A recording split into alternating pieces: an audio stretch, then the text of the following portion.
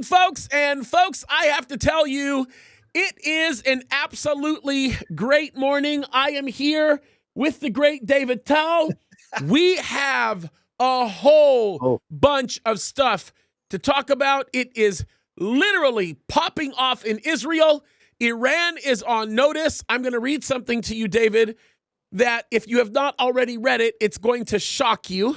I think it's going to be something that is wild when you see it.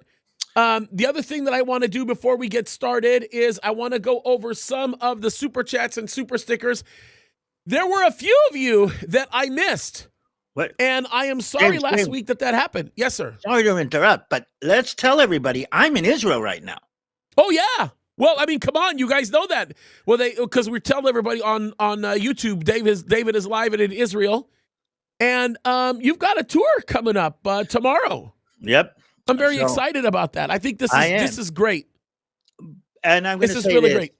I've been walking around. My son-in-law Justin is here right now, and we've been walking around and touring the country, and you know I've been sharing some of what Yaffo is and. But James, I forget how amazing this little country is. I mean, how many different? I mean, just pressing the play button on all the different relevance. I mean, you're sitting in Jaffa, you're talking about Noah, and you're talking about Peter, and you're talking about Paul. I mean, just a reminder. It's amazing that this is. Yeah, it's the faithfulness of God, bro, showing His miraculous hand. And just to see how God has shown up for His people is amazing. Let me read these really quickly so we can get on the side because we have a lot of stuff to talk about. Okay, Brad, I'm so scared to read your comments, bro, honestly, because I keep getting myself in big trouble. So let me see here. Oh, my goodness. Did anyone see the Dems Choose Your Fighter campaign? As far as I'm concerned, I will take Brother David, Abby, and Brother Dale. Oh, yeah, you too, Brother James. Okay, well, the only fighters that are going to win in that battle, I'll leave that alone. You're going to get me in trouble, Brad. I'm going to get myself in big trouble. Then you also write, you say, proof our government lacks intelligence. They covered, they covered up a lot of things, but no one ever thought to cover up the faces of the view. President Trump retaliated against the Houthis for attacks on shipping vessels after the appeasement era. I almost forgot we could do that. Yeah, well, you're right about that, Brad. And just FYI, I know sometimes you can't read what I put to avoid trouble. I'm not offended at all. Just seeing your reaction is usually priceless. God bless you all. You were pretty mild today, Brad. You did a good job. Waiting on the Lord, thank you for your generosity, you say. God bless you, Pastor James. And David, we finally moved to North Carolina to be with my wife and 3 four-legged kids. It will be difficult for me to watch live since I will be working at the time you start, but I'll watch in the morning. Well, God bless you. We love you, and we are so glad that you are safe. Larry Molencup, thank you so much. I do want to mention something. Oh, Ryan, thank you so much, bro. God bless you. You retracted your message. And then one more here. Let me see here. Where are we? From Pookie, you said a rare article stated, Yasser Qadi, the radical cleric engineering America's Islamization, using Texas as the blueprint for Shahada domination. I live in North Texas. Oh, wow. That's interesting. Oh, I thought that was Pookie he wrote this. That's not Pookie he wrote that. I'm sorry. I'm missing that. That is Cadmonia. Interesting. Okay, well, this Yasser Qadi, there's a whole conversation about Yasser Qadi that we can have regarding one of the manuscript issues that came up recently. By the way, thank you, Cadmonia. I think,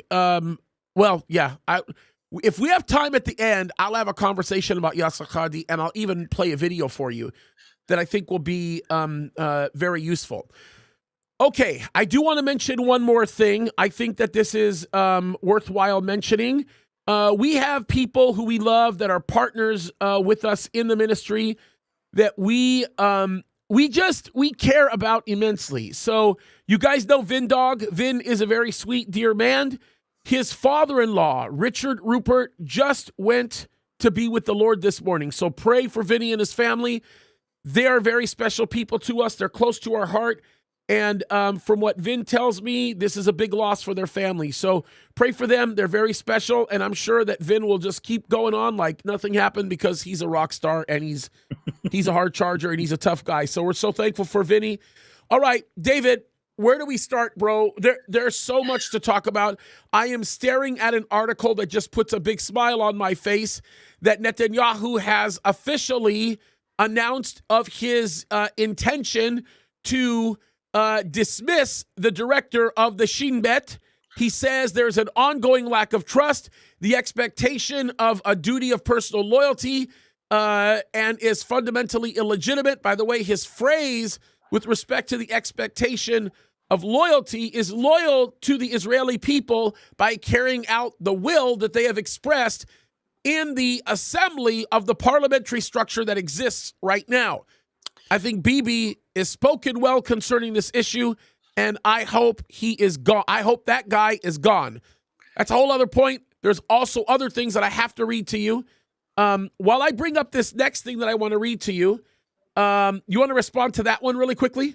Let's start off. He has fired him officially. It's been done. It's been done. Thank you, Jesus. So when was that official? Well, here's the thing. Ronen Bar was fired. Bibi actually published it, but then this operation started yesterday. So he couldn't fire him while the operation had started. So we have pictures of him and Ronen Bar literally stuck in the middle of the high command post overseeing this event that is going on right now. So officially he's been fired, but he still had to oversee this event together with Bibi. But Bibi actually has told him to step down, and his replacement, we don't even know the name of the replacement. It's a guy called Mem, okay, is going to be taking his place. So that is a done deal. And there's other things that are shifting around in the government as we speak. Ben Gvir is returning to the government because Israel is back in actually a war situation in Gaza. So the government is kind of shifting around a little bit. And what Bibi has done is gotten rid of the appeasers and is actually kicking up the go-getters. And I think the firing of Ronen Bar is part of that connection. I think this is excellent news. I'm super happy to hear about it. I do want to say this. President Trump issued a statement recently. As a matter of fact, if I can recall, this statement was issued on March the 17th. So this is 2 days ago. I want to read this to you. This is pretty remarkable. He does this on Truth Social. Let me read this to you. It says this: "Let nobody be fooled. The hundreds of attacks being made by Houthi, the sinister mobsters and thugs based in Yemen, who are hated by the Yemeni people, all emanate from and are created by Iran. Any further attack or retaliation by the Houthis will be met with great force, and there is no guarantee that the force will stop there. Iran has played the innocent victim of rogue terrorists from which they have lost control, but they haven't lost control. They're dictating every move, giving them the weapons, supplying them with the money and highly sophisticated military equipment and even so-called intelligence. Every shot fired by the Houthis will be looked upon from this point forward as a shot being fired from the weapons and the leadership of Iran. And Iran will be held responsible and suffer the consequences, and those consequences will be dire." I want to address this in a little bit of a wider kind of picture, okay, and see how we can kind of lay this out. What the enemy has been doing for a long time. The Palestinian Authority started off with this. The Syrians, the Hezbollah has been to what I call would be the double step, which means we are going to attack Israel, but it's not going to be the state of Lebanon that attacks Israel. It's going to be the organization called Hezbollah. So you can't retaliate against the Lebanese state because it wasn't us that did it. On the other hand, this Lebanese state is being used as a point to attack you. I'll give you an example of what I'm talking about. Let's say a drug lord sets up shop in Tijuana. He wants to sell drugs to the United States of America. Okay, America is putting pressure on him, so he murders some ICE kind of people. And when the United States gets mad at Mexico, Mexico says it's not us, it's a drug lord. By creating that separation, okay, you create an inability to hold somebody responsible for actions that are taken out of their territory and out of across those borders. Iran is doing this with the proxies. Iran is saying, don't get mad at us. It is the Houthi, it is the Hezbollah, it is this, it is that. Double step, meaning we're doing it, but we're not doing it directly, so you can't really blame us. I'm glad to say has worked for a long time, but I think the Trump administration has finally decided we're not playing the two-step. We're not playing the double step. And what President Trump did very, very clearly is he actually tied together between what the Houthis do with missiles that they get from Iran and Iran. And basically what President Trump is saying, we're going to hold Iran responsible for what your proxies do. That is a new thing. And I have to say this because I'm thrilled by this. I want to point this out. Donald Trump is going so far as to call for certain members of Congress to actually be primaried in the Republican Party if they speak or continue to speak rhetoric against Israel. Massey is one of them who's been a big part of supporting Donald Trump. Donald Trump called for him to be primaried based on a comment that he made that was very disparaging towards Israel. I think it's pretty remarkable. By the way, I have to interrupt what we're doing right now to make one quick comment because I told myself if I saw one of these comments come across live that I would address it. I just noticed that Neil Williams is on with us right now on the live show. And Neil, I just wanted to personally address you and tell you thank you. For those of you guys who don't know who Neil is very likely by a long shot the #1 commentator on all of my videos. He writes more comments on my videos than anybody else of my viewers. And Neil, you have been a blessing in some of the input that you've given me. As a matter of fact, some of your comments have led to some of the videos that I've made. I just wanted you to know that. Thank you. You're a blessing. I just felt the need to say that and interrupt what we're talking about just to do that because I don't think I'll have another opportunity like that to say that again. I didn't know if Neil was going to. Neil, very rarely do I ever see Neil coming up live. So thank you for that. Bro, okay. Can I read you one more comment that the president made? Okay, I want to tie one down more before you go there. Okay. Does everybody understand that for the last 70 years, the United States of America has been the policeman of the high seas? Meaning it's because of American naval power and their willingness to use that power when and if it is needed. The shipping across the high seas has been allowed to move freely. The Houthi broke that up. And the problem is that nobody else but the United States has been doing it. That's part of what Trump is arguing. I mean, we're policing the high seas and you all are making money off of lower insurance rates and open seas. And when the Houthi actually threaten that, then the Obama administration says we don't want to deal with this. And the Trump administration is saying we're going back, and this is him more than anything, saying we're going back to be the policeman of the world. And I think this is much more significant because look at what he's doing with Putin, and look at what he is saying to Iran. Look at what he's saying to China. He says we're going to be the policeman of the world, and I'm willing to use my sticks, because nobody has a bigger stick than I have, in order to make sure that what we think should happen will happen. See, I do not agree with your assessment on Donald Trump saying we'll be the policeman of the world. As a matter of fact, what I think Donald Trump is actually doing is I'm going to act in the best interest of my country and my allies.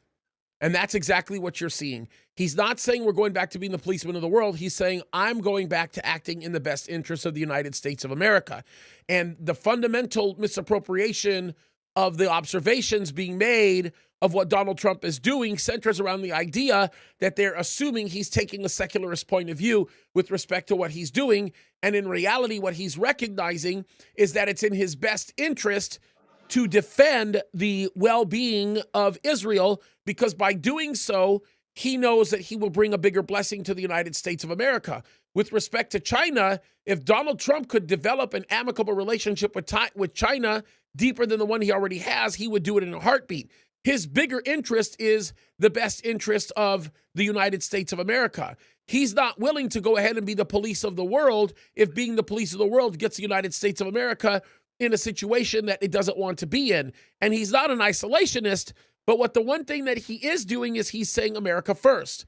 So that's really more what you're seeing right now. I stand corrected, because I'm not saying that he's going to police a fight between the Norwegians and the Danes in the Baltic. I mean, that doesn't really interest him. He is saying this: it is in U.S. interest that shipping lanes remain open. It is in U.S. interest that somebody doesn't decide to shoot ships whenever they want to. And look at what's happening in the South China Sea. And I don't know if you know the 9-dash line that China keeps on pushing across. Yep, very familiar with that. Nobody is really pushing back at them. Well, the Philippines are.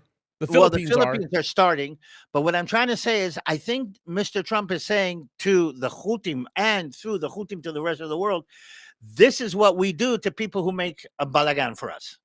Yeah, no, listen, no doubt about that. But I think this is where most people don't get this. This is where a lot of people are mistaken with respect to how Trump is handling this. The general assumption when people see Trump doing this is he's being the police of the world. The problem with that mindset is what a lot of people used to refer to as being police of the world is the United States of America putting its business where it doesn't belong, simply at the expense of innocent Americans so that they can control whatever they want for no reason at all. That's been a lot of what some people would call American imperialism fueled by the military-industrial complex. That's not what this is. What this is, and this is perhaps more importantly, and I think this is like a really, really critical, really critical issue to stop and to consider, is the fact that what Trump is doing here is he is making it very clear that the welfare of the United States of America will be the only thing that he considers in the decisions that he makes with how he involves himself with matters of the rest of the world. So China, for example, would be a relationship that he would engage in a heartbeat if he knew that the best interests of the United States of America would be served in doing so. When it comes to let me say this.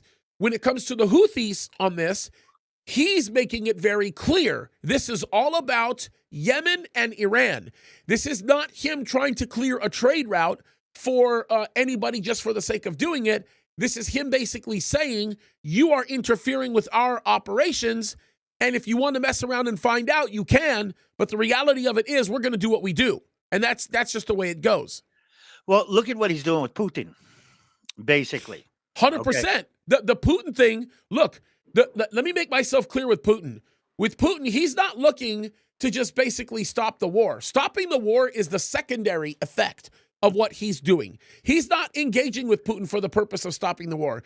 He's engaging with Putin because he knows it is in the best interest of the United States of America to not only have an amicable relationship with Putin, but it's in the best interest of the United States of America to start working arm in arm with Putin, because he knows the only way that he can stabilize Syria is by having Erdogan in one arm while Putin is in the other arm, getting them to mess around in northern Syria to be able to come to some amicable conclusion as into how they can stabilize the area, because HTS isn't going to be how they do it. We know that HTS is not going to be how they do it because he just attacked ISIS in Iraq. Okay. So we know there's a bigger picture involved here. By the way, before we get off the issue from Yemen and everything, what the United States, by the way, did in Yemen is take a page out of the the playbook of the Israelis And they didn't only go against Houthi military assets, but they went against the leadership. And it Yep. seems like they closely missed the head of the Yemeni Houthi organization because they did kill his bodyguard. Yeah. Well, So we know that they confirmed that they killed the deputy Khalif, which of course he's a big player. okay. He's about as big of a target as Soleimani was to Iran. It's a big deal. It's So, no so small here's the thing. thing, but they're going after the leadership, and that is critical. That they're changing the playbook and not only going on to what is defined a military target. Which brings me to Gaza. The whole attack on Gaza that happened last night, Israel time, and everybody's all freaked out about it, took 10 minutes. That's Yeah. the whole thing. The Gazans say that 300 people died. I'm not sure about that. But what we do know that 6 major Hamas functionaries in the Gaza Strip were taken out by Israel. Israel is decapitating these terrorist organizations like we did with Hezbollah. That's what took Hezbollah off the table. The decapitation of the leaders. And what happened in Gaza is they took out these 6, and one of them was a minister for something else. I don't even remember what. He was not a fire, but he was part of the Hamas government. Okay, and he was part of the Hamas story. So,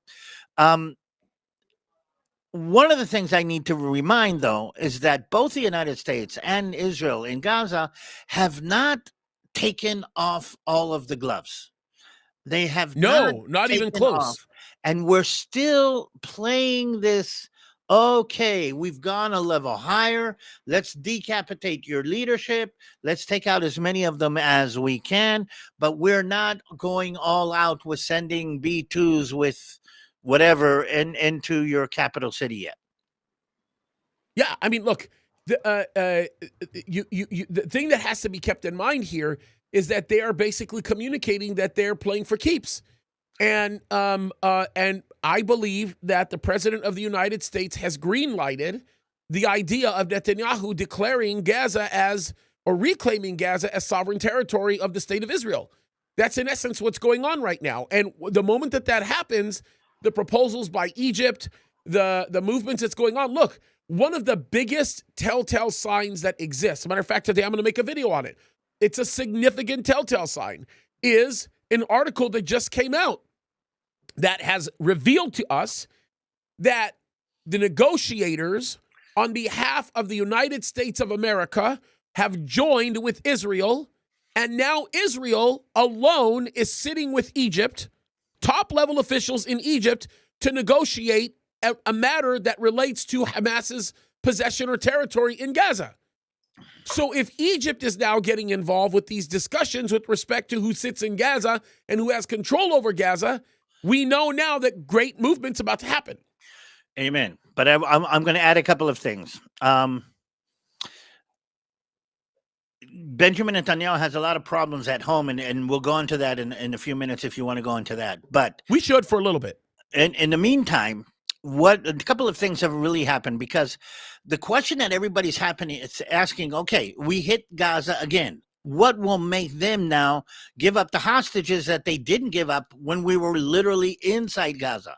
How do you pressure Hamas actually to give up or to give in or to accept terms that it hasn't accepted before?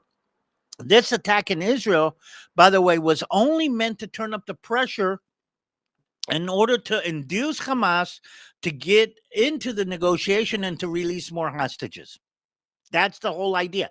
Israel hasn't taken off the gloves, but I'm telling you, and I can say this because foreign press has said this, there are 5 major units on the edge of the Gaza Strip going and literally ready right now to go in on if the government gives the word, and they're ready to go in on the ground again with a much finer tooth comb than they did before. Israel has told the people from northern Gaza to move out. And that is part of the issue. And I will add one more thing that came across the news yesterday, very, very interestingly. because people are asking, wait a minute, what can cause the Hamas to agree to something that they haven't agreed about? And we'll get to the families and the people that are talking about the hostages. And I've heard this before. I think Gadi Taub said this before. I know others have said, and Israel needs to tell the Hamas that for every hostage that they kill, we will take a kilometer of territory from Gaza. Yeah. This has been the very prominent thought, especially even amongst some of the leftists in Israel. They're beginning to think that way. That the only thing that will actually put pressure on the Hamas is actually losing territory. Yep. And I want to share maybe a little bit of something that we've known for a long time, and a lot of people have a hard time. I don't know if you know, but when a terrorist attacks and kills Israelis, we blow up his home. We destroy. That type of thinking has to be propagated further and further. Exactly. The only reason why that tends to not work, because Hamas knows this, right? They get it. Is if Israel does that, then the immediate accusation will be Israel is targeting civilians. And you have to keep this in mind, as you know from your experience as a tank commander. They love this. They love civilians dying at the hands of Israel. And they create conditions in which they will let that happen. I mean, for the Hamas, a Palestinian civilian dies is a win-win situation. But I'm stressing something else, okay? I actually sat down in a debate with somebody from Europe once who complained that Israel is destroying the homes of innocent people in the West Bank. And I said, what? What do you mean? He says, yes, they're blowing up homes. And I said, the only homes that are blown up or destroyed are the homes of terrorists. He said, yes, but there's no due process. The wife and the children of the terrorists are not terrorists. And do you want to take that thought to its completion? Well, I don't really want to go that far, but I want to say this. Israel realized that it becomes a deterrent to more terrorists if they know that their home will be destroyed after they become a shaheed, then it will, at least in some of the cases, deter them from going on. And that justifies the fact that we're blowing up the home. Now, let me tie this in together. Okay. When Israel starts to take over territory in the Gaza Strip, the world is going to go wacko and it's going to say this: Israel is imperialist. Israel is colonizing. Israel, the whole idea is to take territory from the Palestinians. But we realize that that's the only thing that will hold the Palestinians enough to make them stop doing what they're doing, to make them give up hostages, to make them not kill the hostages. And if that is the case, I am willing to take the hate and the condemnation of the world if that'll save the lives of some of the hostages that are in those tunnels. You're right. The only reason why a lot of that conversation isn't being had is because the single most divisive variable that has existed within Israeli society today, as of the modern day, is the hostage situation. The hostages have been the one thing that has divided Israelis even more than the judicial reform issue and anything else. The hostages has been the largest campaign that has been used by the left in Israel to completely divide itself. And the problem is the left in Israel does not care about how divided Israelis are because they have baby derangement syndrome. And that's what this is. James, I think it's more. Listen, I was at Hostage Square today. Literally at Hostage Square. And I talked to some of the people, and I talked to they're not all leftist deranged people. There is an element here that needs to be taken into consideration. And again, it is deeply ingrained in our society that, I mean, it's a commandment in Judaism to put up money. People have been taking Jewish hostages for millennium. Yeah, but David, let me stop you where you're at right now, because what you're doing is you are conflating good, well-intentioned people who love Jews and love their state, who are looking for what they believe is an amicable way to be able to recover hostages. But the leftists that exist in Israel, okay, and I want to be very, you know what the heck, I'm not going to be all that careful about it, right? The leftists that are in Israel right now are the ones that are completely seeking to destroy everything that's going on. Look, here's let me just give you one a big example of this, right? Because think about it. How about this? I'll just give you one name, Yair Golan. That mindset, that leftist mentality is the mentality that is taking well-meaning, innocent people in Israel who are looking to find an amicable solution using any kind of diplomatic means possible, and is confusing them with respect to the real issue. I'm going to go. I'm going to go a little bit deeper because I've been dealing with this for a long time, and I've been dealing with this here, and even among people in my family. There are two main, I'm going to say, channels to deal with the hostage problem. The hostages are there. That is the situation. There's 59 hostages. Yeah. 34 of them are probably dead. The rest are still alive. And the question is, what do you do now? And there's two ways to relate to this. And I know this is going to sound weird, and I'm probably going to get in trouble for this, even from part of my own family. But I'm going to say there's a female way to deal with this, and there's a male way to deal with this. The one way to deal with this, and I'm seeing it all over the Israeli news, and by the way, the Israeli news is mostly leftist. Some of the channels are left, is how we feel. Yeah. No, Channel 14 is not, by the way. If you want to get a more conservative and more right-wing dynamic, Channel 14 is not. But the dynamic is how we feel. We feel this. We feel this. I want my son back. I want my daughter back. It makes us feel like this. And the hostages, and by the way, even the hostages that have come out, the ones that were released, are talking about their feelings and what's going to happen. That is a mentality, and the media zooms in on the feelings.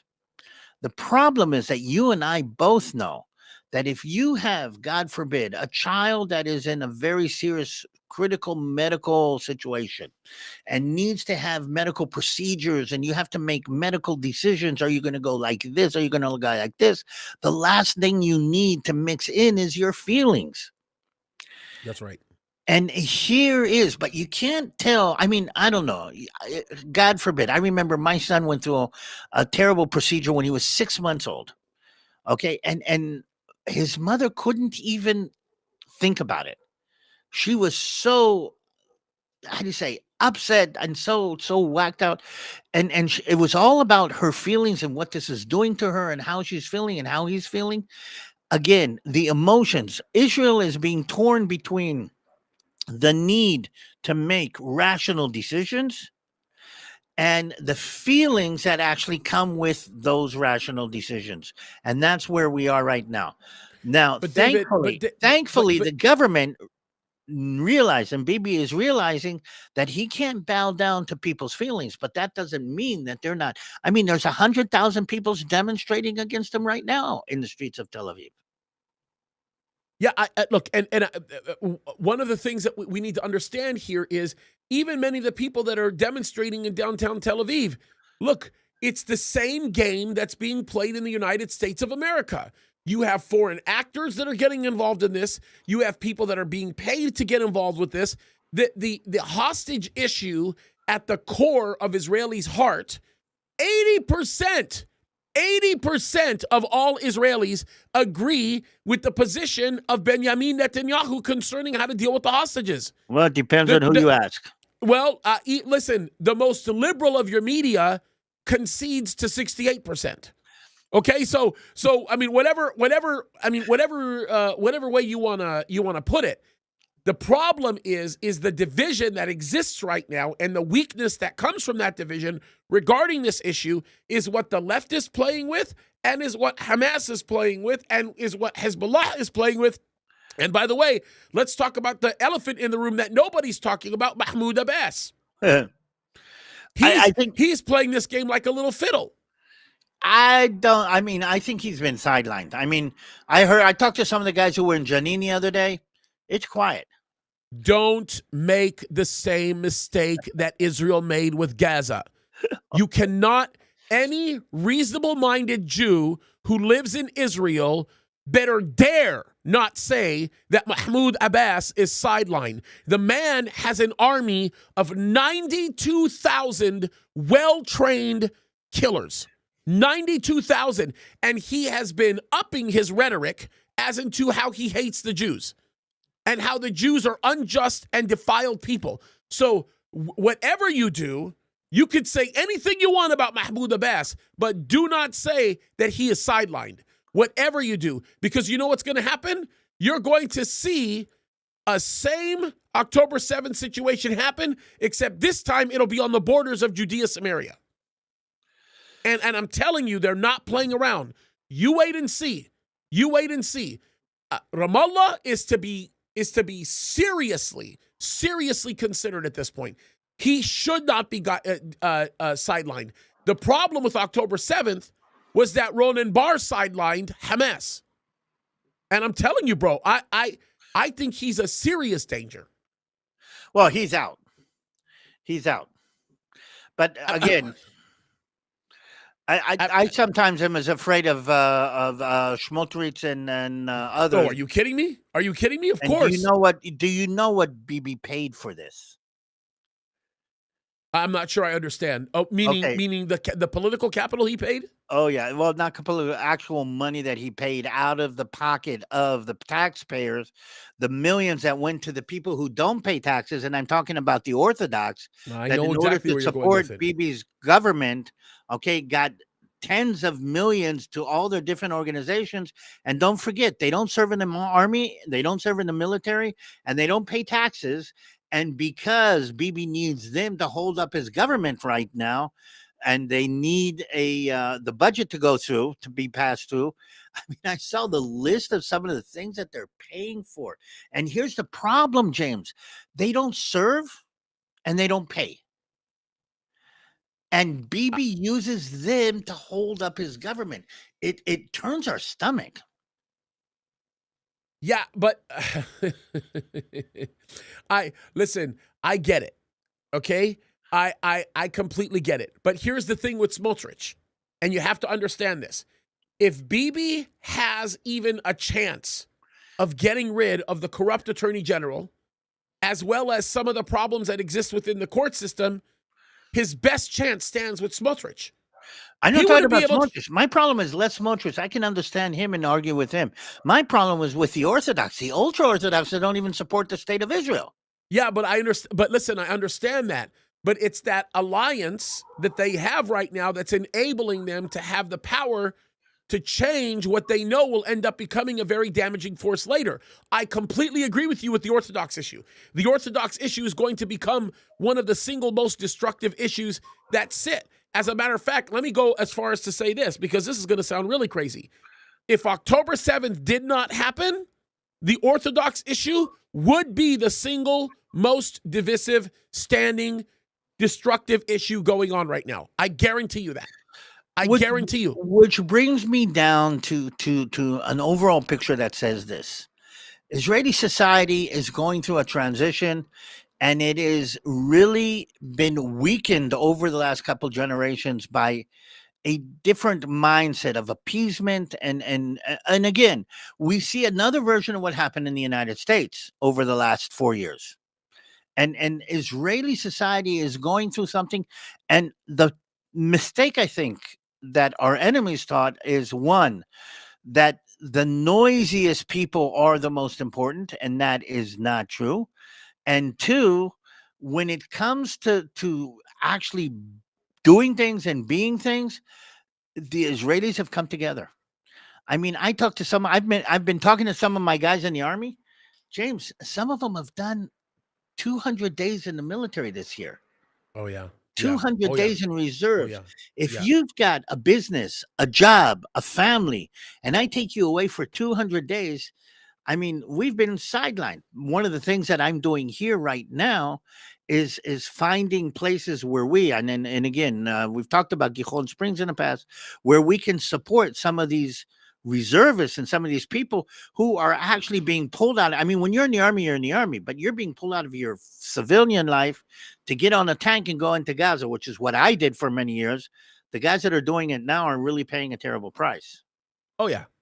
Yeah, I mean, Look, all of this you're 100% right about, but I think that's the problem. The problem is the parasite of the appeasing left. And you have that problem. It's the same problem that we've had here in the United States of America. You have this woke, parasitical mind virus that exists within Israel. You identified it early on. You were talking about it a year before Gaddy Taub was even talking about it. Yeah, it was. It's becoming a huge problem. And it's getting darker and darker because there is a population under the leadership of some of these clowns that are beginning to brainwash some people into thinking that there's still some chance, that somehow, some way, there's a chance to be able to do this. It's ridiculous. Okay, you know what I mean? Look at what the National Unity Party is doing right now. I mean, do I need to say any more? I'm going to step out though, and I'm going to say, see if you want to go with me into a tangent on this. Konstantin Kisin, trigonometry. I don't know if that rings a bell for you. Oh, sure. Yeah. Okay. Had a guest over who is a wacko. I know where you're going with this. Son of professors, I think from Yale. Yeah, he went down the rabbit hole, came up basically saying maybe in the world of social media, where somebody with a TikTok channel can change concepts, and somebody with enough money to create a narrative, okay, can change things. Maybe it's time to rethink democracy. Yep. This is the mindset, the woke parasitic mindset that creates this revolution that has destroyed more countries than you can shake a stick at. The only reason why I feel peace about what's happening in Israel is because God won't let it happen. God will in essence put a stop to it. The question is this: at what price? That's the question.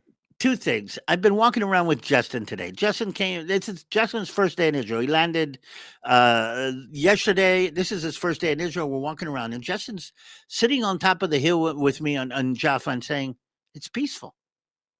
It's quiet." Yeah.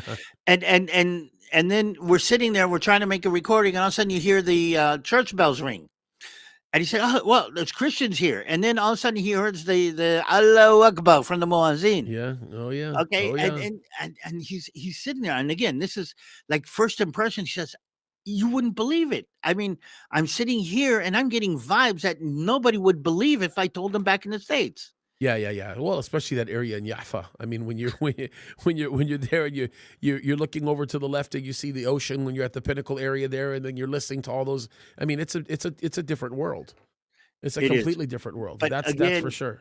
We're seeing something completely different.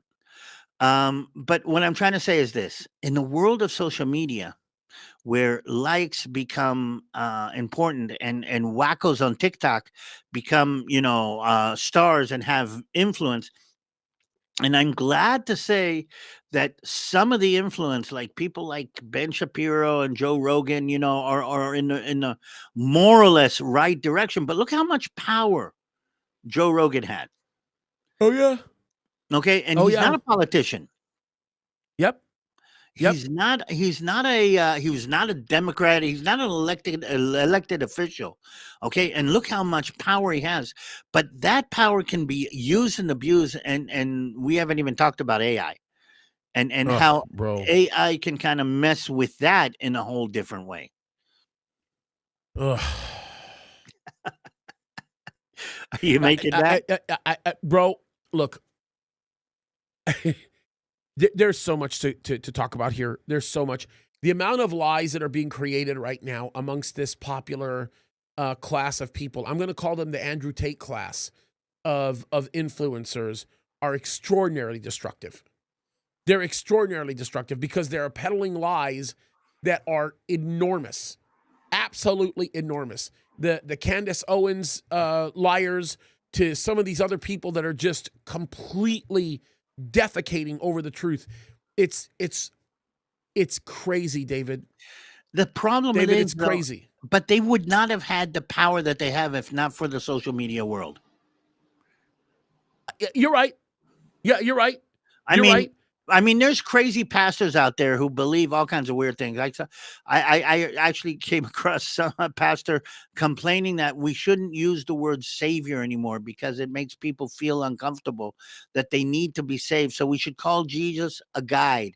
He didn't Yeah, that's save not a us; he pastor. That's guides not a us. pastor. That's Well, not a again, pastor. but That's an the idiot. fact is that he's got influence, and the fact is that his voice made it across the void all the way to the screen of my iPhone.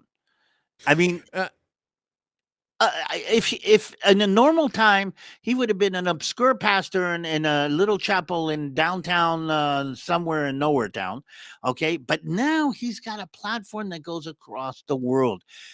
Satan is using this new media to peddle ideas that would have never gotten off the ground in the past. no, it's that you're not wrong. You're not wrong. But again, this is where the responsibility exists with us to stop and to reassess the obligation that God has put in front of us with the tools that He's given us to be as influential as we possibly can. The problem is this, bro. The problem is we're not seeing an increase in people that are willing to be disciplined in this media. And that's a big problem. So the ones that are willing to be disciplined are the ones that are on the wrong side of the fence, and perception is becoming reality to a lot of people. And that's just how it goes. So you've been doing this and doing this successfully, and there's others. I'm kind of new and I'm kind of pushing this up. By the way, tell the people that are listening to us, please comment, because I need them to kind of stress the fact that I need to be more consistent in what I'm putting out. And by the way, if there's any help that you guys can offer, I mean, I'm looking for people to help with ideas and everything. But what I'm trying to say is this. The new media gives power above and beyond, and the people listening to us, by the fact that they're listening to us, mean that they're on the right side of the fence. We need them to go viral. We need them to share Absolutely. and to push and to be a part of what we're talking about, and this is what we need more than anything right now. Yeah, I mean, look, I think we should probably take this one step further, only to say that everybody has an obligation to get involved. You know, it's not enough for people to watch me online and to hear what I have to say and go, wow, James has got a cool opinion, or look at how James can express his particular point of view. There's always a call of action that's necessary. And my expectation of the audience that watches us, and we have millions and millions of people that listen to us every single month. And my expectation of those people is that they respond in a way that is worthy of the work that's put into teaching them. Let me explain myself, okay? And a lot of people know this already, but you know, for every hour that I spend online, there's 20 or 25 hours of work that go into it. Yep. So you have to keep in mind, I am producing, you know, hundreds of hours of material. Actually, by the time we get to the end of this year, I will have produced something like 15. I average about 1,500 to 2,000 videos a year. Okay, all of them are very hard work. We spend a lot of time going out of our way to do absolutely everything that we can to get people good information. The response that I expect is that you would walk worthy of the information that you've been blessed with, that you would be able to go and to tell other people based on the things that you're learning. And that's what our expectation is of you, our precious audience that's listening to us. And I don't even want to use the word audience. I always hate using the word community because it's such a ridiculous leftist term. But I mean, our family. Our family, that you go out and you go do the things that you're doing. I had mentioned Neil earlier, right? I don't think Neil realizes it. You know, a lot of people don't know this about him, but he's retired from the military. I know this from all of his comments that I've read in the past. Matter of fact, I think it was the Air Force. And he's living now in the Philippines. And from where he's at, he has written tons and tons and tons of comments that have been very useful and beneficial, where people have been ministered to and minds have been changed. So it's like, what if you just participated in the process and started talking about that? Or what if you maybe went out and made a video or two? Or what if maybe you went out and had conversation with a new person every single day? You know, I mean, that's what we need right now. Because if we don't have that, we're in trouble. I'm even going to go more. I mean, people listening to us, watching us, Christians, get up on Sunday morning and go to church, sit in the church and hear a sermon and connect in that way. It's not enough anymore. And when you hear something that is important, you need to be a part of the social media war that is going on. And again, share. I don't know how to stress that. You get good content, the kind that you believe is right. It's not only enough to absorb it and to take it in. It needs to be shared and as much as possible, and that's, I think, critical. Yeah, no, 100%. And again, that's where all of this goes. You know, all of this goes to giving you the equipment necessary to make it work. And you guys, do me this favor. I'm begging you, stop being inconsistent about what you're doing. Get out there and make a difference. Get out there and put your hands to the plow and don't look back. Stop telling yourself that the economy is oversaturated. Stop telling yourself there's too many people out there. I don't want to compete. You're not competing with anybody. You're only competing with yourself. Get out there and give your best and let God do what God's going to do. Nothing gets done if you don't think at that level. And I think that's something that's very, very important. And I don't know where, look, the only way to fight this Israel fight is to get involved and to speak very frankly and openly concerning this. And I think that this is something that's very, very difficult for some people to grasp, because the problem is it requires a lot of labor. It's a fight. None of this is easy. You have to get involved, you have to fight, and you have to communicate these things. If you don't, you're in trouble. Let me just really quickly mention a couple people. Sasha Hoffman, thank you. You say, I just want to thank you for your daily blessings. God bless you and David. And then L Styles, thank you. You say, like Cash and Bongino says, FAFO, God bless you, James and Dale. Yeah, and look, you're right. Mess around and find out. That's exactly what we're talking about. But fight, guys. Okay, when I say fight, I don't mean go out there and be physically violent and all that. When I say fight, I'm saying fight the good fight.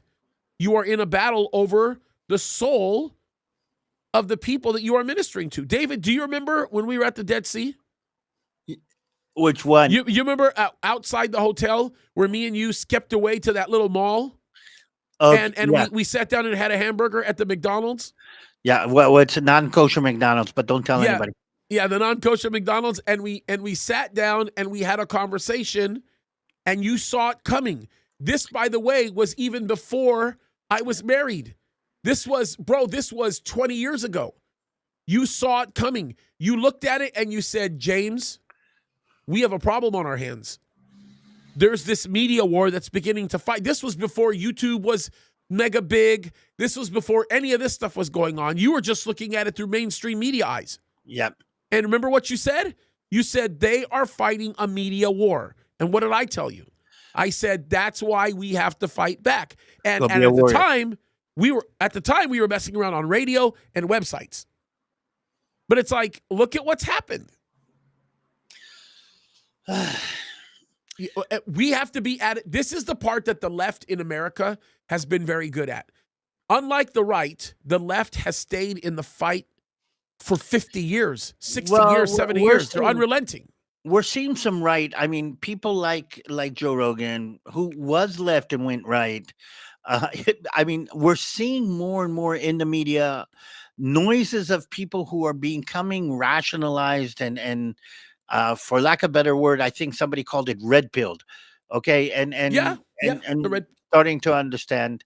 And again, we need more of this and we need to do more of this. But I am sorry to say the church in the United States has been careful not to be too noisy about No, this. they've been reckless. The Church of the United States of America has been acting like they're not the church. They've been spitting in the face of God and slapping his face. And Okay. quite frankly, so much of what we call the Church in the United States of America isn't even the church. They're the chaff. But and this is going to tie into something that we're going to be tying into, and that is that more and more people are starting to realize what's going on and are starting to stand up and make a difference. I mean, Elon Musk, for instance, I don't know if you know the story why he turned on the political fire. Oh yeah, he What lost his happened son exactly, and to what the parasitical mind virus. exactly. So more and more people, I mean, people like Dave Rubin, who started on the left and moved over to the right, we're seeing more and more. But what I'm trying to say is, I haven't seen this in the Christian world yet. I I mean, haven't seen this move it's in the Christian world. it's because the Christian world in the church in the West especially is riddled with pastors that are cowards So, that James, will not speak out and tell the truth. well, I don't know if the pastors will. And what I'm trying to say is this. They have to. If they don't, we have no hope. No, I'm saying, well, maybe, but I'm saying something like this. It's people like you and me who are out here, not to the regular church pulpits, but in a different way, who have to make things known and have to make things It's clear. true. It's true. It's true. I do it from the pulpit as well, but you're 100% right. I see exactly what you're talking about. I mean, we got to get it done. So I'm changing subjects because there's one more thing I want to talk about before we kind of cut off here, and I've got a pet subject here for the end of this one. But did you know that there was a little war between Syria and Lebanon this week? No.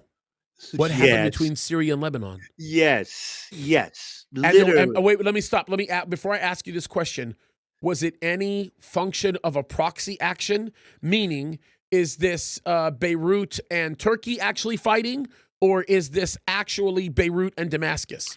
Well, well, your question is right, but I'll kind of make it clear. The Hezbollah in Lebanon.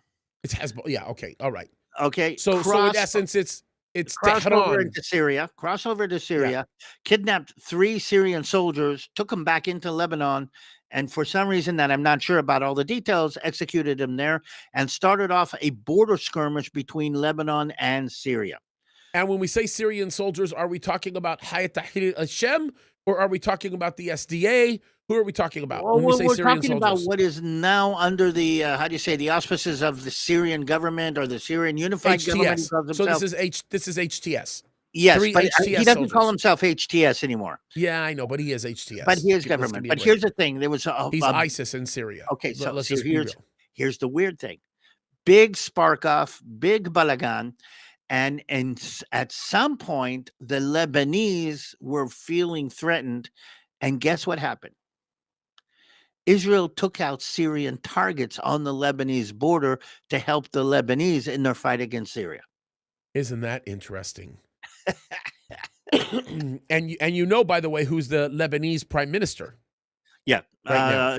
Aoun. Yeah, the moron who was the international court, the ICC head judge. And How again, is he responding to this? Okay, he's got the backing of the United States right now.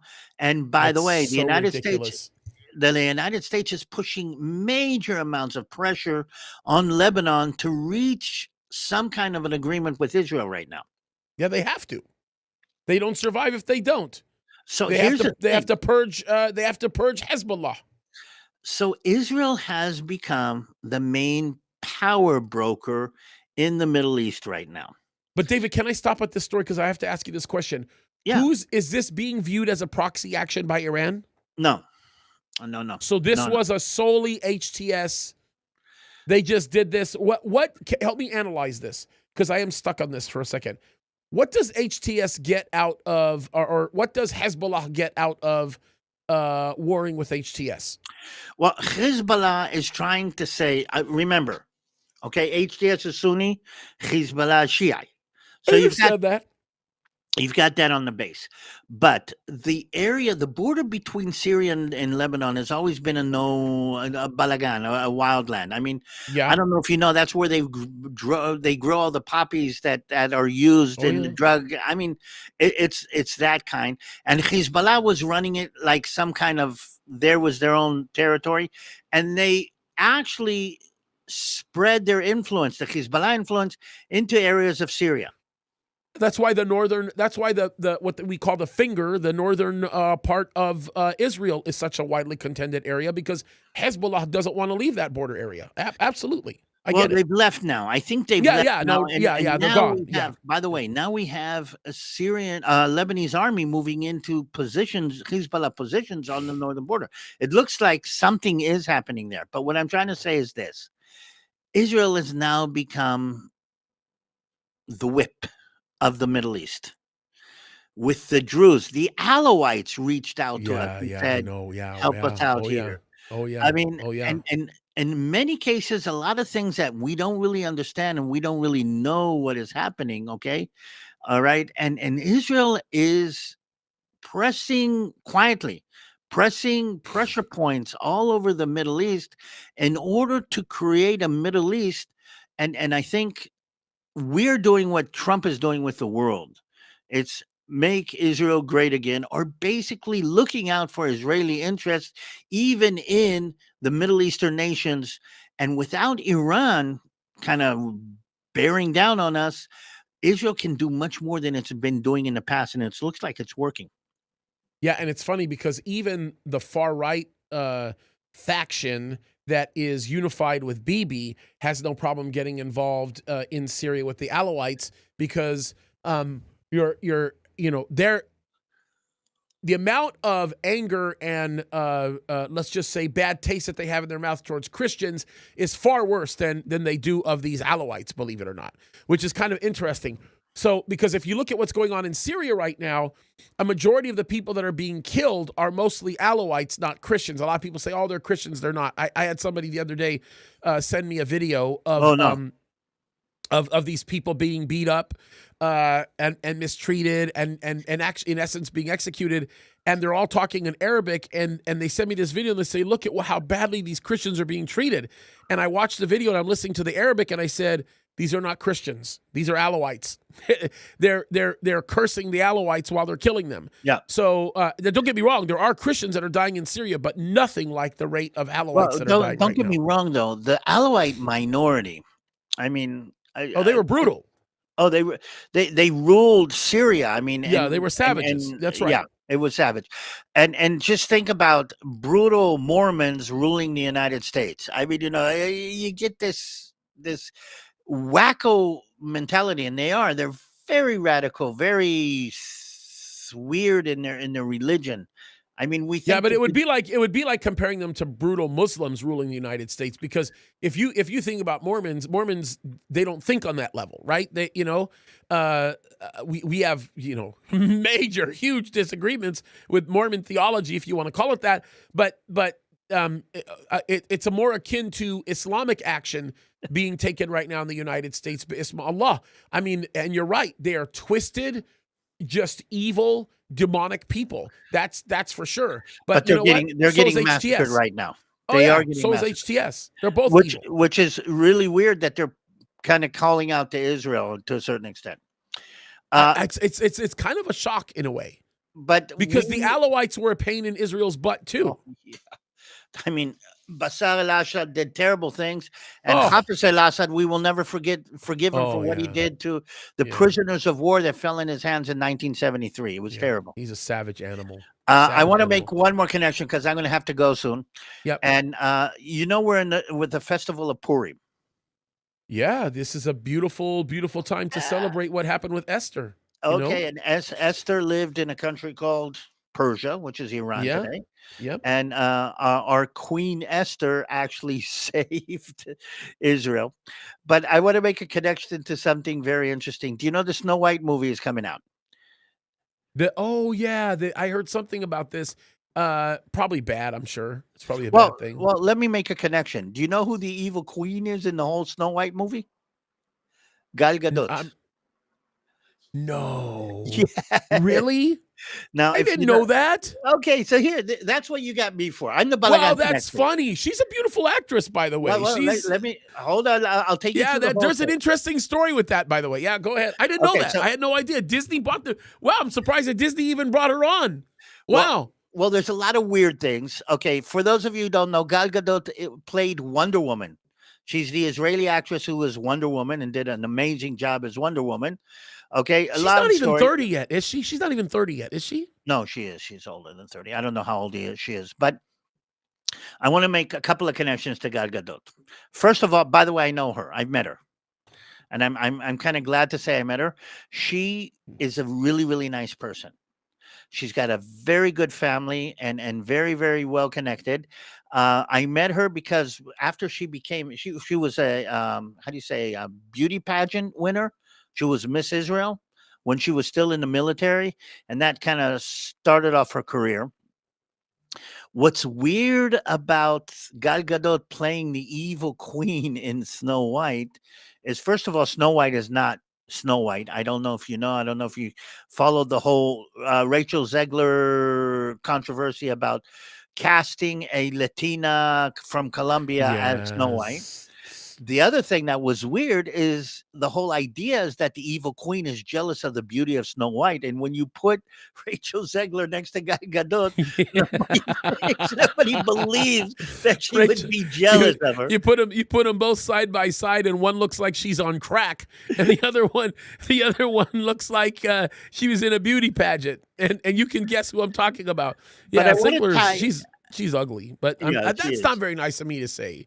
But Well, compared to Gal Gadot, come on, bro, well, come on. but it's not only she was a classic example of the woke Hollywood celebrity, supporting Kamala Harris. If you don't, actually, she said, if you don't vote for Harris, I don't need your business. Basically, things like that.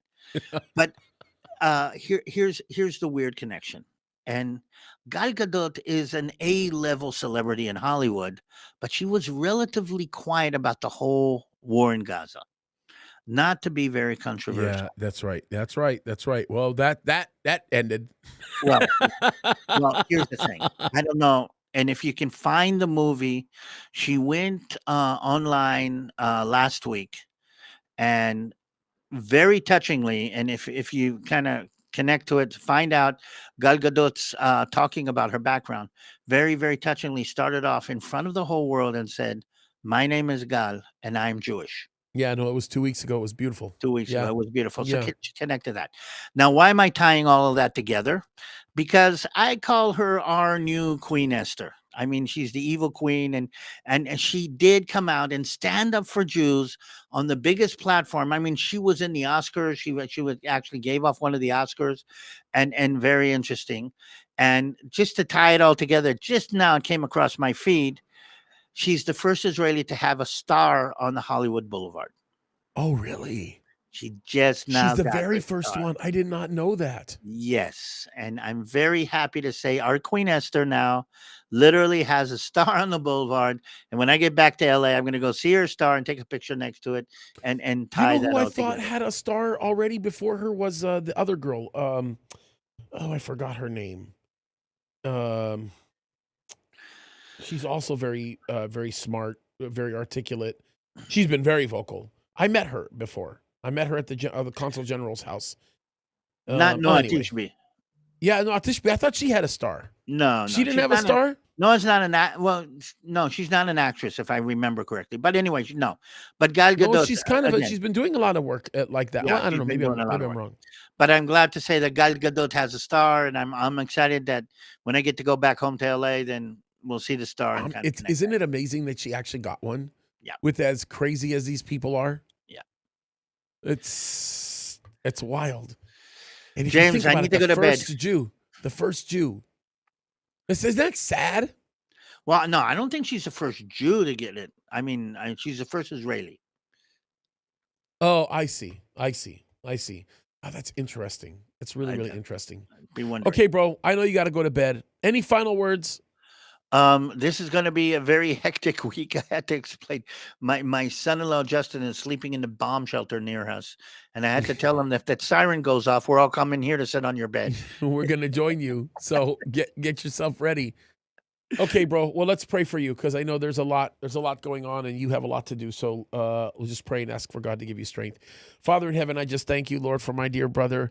And I just pray, God, that right now you would just give him strength, that you would watch over him and protect him, Lord. Continue to have your hand upon him, Lord. Bless him and Christy and Justin and Laura and the whole family, Lord. We just pray, God, that you would continue to do the work that you want to do in their lives. Protect them while they're in country, Lord. Give David the supernatural energy that he needs to do exactly what you've called him to do, Lord, and just bless him as he leads and guides the tour. So, Lord, we love you and thank you. We look to you and we ask these things in Jesus' name. Amen. So, bro, Amen. you have how many tours coming up? You have a few Two. of them? One after the other. Okay. You're not on Tom's tour. No, Tom's on No. a different, he's doing a different, okay. Well, I mean, it's good that you're beginning to get busy. I mean, it's not really busy, but at least it's, a little bit. Well, there's still more things to do, and part of what we're doing here is checking out where we can actually use the resources that we get through Gijón Springs. And Yeah, and that's important. that's something that's really, really important. And again, if you guys want to connect to Gijón Springs, what we're doing here, I mean, just click on the link. I think you've got a link on somewhere on the where. Just let everybody know. It's in the notes. And this is Justin's first time in Israel? Yes, and he's running around like a little puppy. All right. Well, I love you, bro. We'll see you next week, right? All right. Yeah. If everything goes, don't do anything I wouldn't do. I cut you off, bro. Say that one more time. I said, don't do anything I wouldn't do. Well, that's not saying much, bro, because you would do a lot. So,